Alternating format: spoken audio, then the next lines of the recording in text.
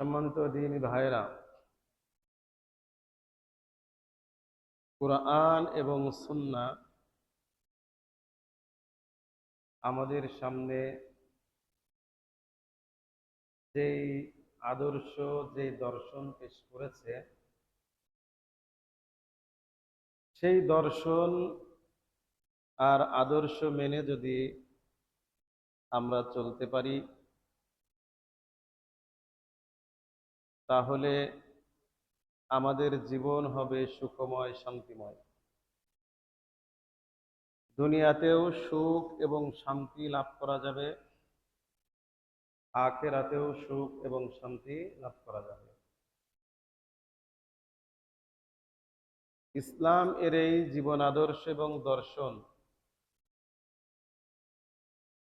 যতদিন পর্যন্ত সমাজের মধ্যে